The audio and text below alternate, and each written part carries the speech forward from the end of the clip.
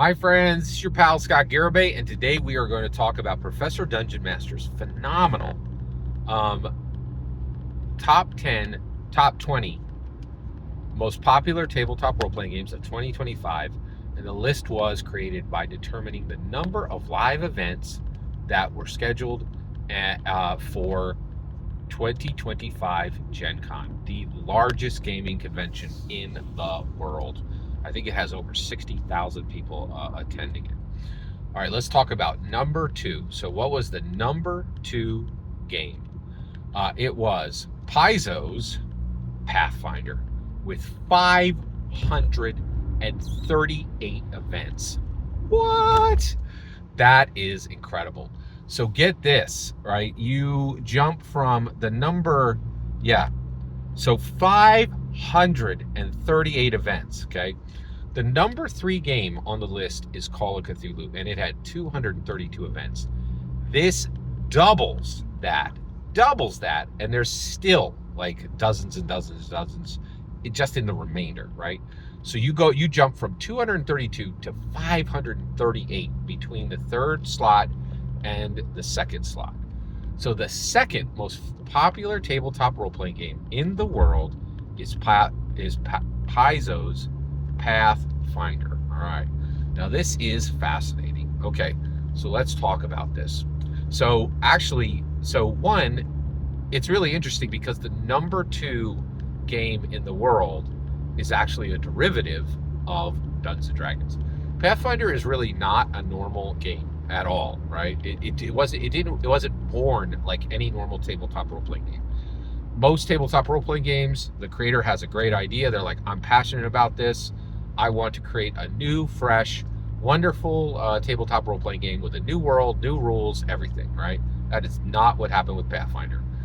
What happened with Pathfinder is Dungeons & Dragons 4th edition comes out, and the community goes, hate this. And Pathfinder says, no problem.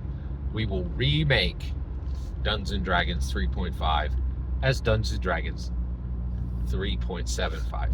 And it was Pathfinder is widely referred to as Pathfinder 3.75. And what they were saying is people didn't like 4th, they wanted to play 3rd, so Pathfinder made it possible for them to play 3rd by remaking Pathfinder 3.5, Dungeons & Dragons 3.5 as Pathfinder 3.75. So this is a game that was born out of desperation, was born out of a time of frustration, was born out of frustration with one game to make goodwill for another game, right? So Paizo comes in. One thing that's also really fascinating about Paizo is Dungeons & Dragons had a female queen. The CEO of Dungeons & Dragons from 1986 to 1997 was female. That is the same for Pathfinder. Pathfinder, to my knowledge, is the only major tabletop role-playing game to also have a female CEO for, I think, over a decade, which is pretty incredible. So what is my experience with Pathfinder? Kind of interesting. So I've lived through every day of Dungeons & Dragons life. And so what was really interesting was I was there in 4th edition. I played 4th edition at the tables, and I liked it. I had no complaints, right? But I was completely aware of the people who absolutely hated it and was furious that they had moved on from 3.75. And I was also aware that people were so furious that it really was threatening the death of Dungeons & Dragons itself. That is quite real. A lot of people thought that Pathfinder would just sweep it away and become the number 1 game in the world. It was very real. So what was interesting was, when it came out, I actually bought the massive 500-page tome that was Pathfinder 1E. And I played it. I played it with quite a few people. Another thing I did was it was so close to actual regular Dungeons & Dragons, even 5E, that I ran a period of time where I said, listen, I want you to do whatever you want with Dungeons & Dragons as a player, right? You come to my table. I'm going to be running Dungeons & Dragons 5th edition. You can bring whatever version you want to the table. You can make your character with the D&D 1 EPHB, the D&D 2 EPHB, the D&D 3 EPHB, the D&D 4e PHB, the D&D 5e PHB, or you can bring Pathfinder PHB. So there was a time where I was using the 5th edition DMG, MM, and PHB.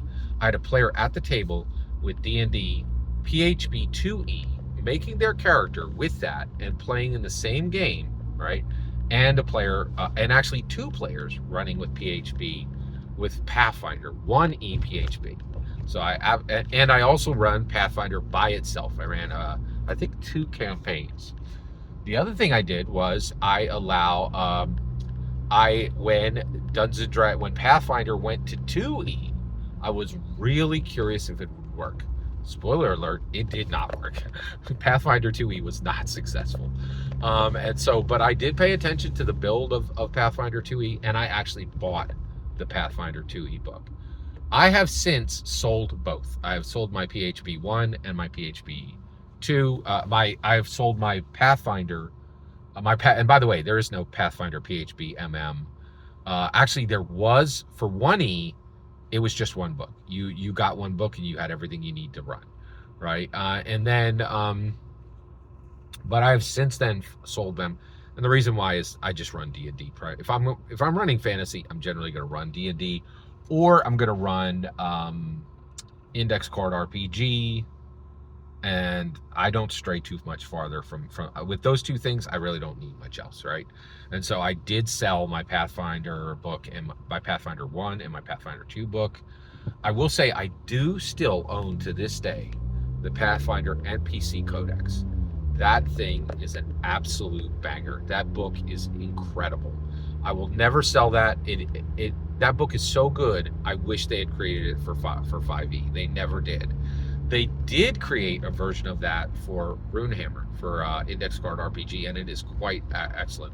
I think it's called Heroes of the Falcon, I think. It's a very good book. And then also I will say I really absolutely love Pathfinder's campaign book, epic campaign book. It was, and basically the reason why is nothing I've ever seen handles downtime better. It's way better than Dungeons and Dragons was ever able to do, and also building all kinds of buildings, building wizards' towers and castles and manses. That campaign book in Pathfinder is unparalleled in any tabletop role-playing game, including D&D. So I definitely have had my days with Pathfinder. I am absolutely stunned that Pathfinder was able to double the number of events from the number 3 game behind it, which was Call of Cthulhu. And I'm absolutely astonished that in 2025, Pathfinder is the number 2 most popular tabletop role-playing game in the world. I would never have guessed that. Good on Professor Dungeon Master for building this incredible metric, and good on Paizo for accomplishing this. I'm extremely impressed with what they were able to do. This was very, very impressive. Every single word you just heard in this video is my humble opinion. Nothing more, nothing less. The important part is when I get to hear your humble opinion, when you get in the comments and send your traffic. Please consider liking, subscribing, and have a fetch millennium.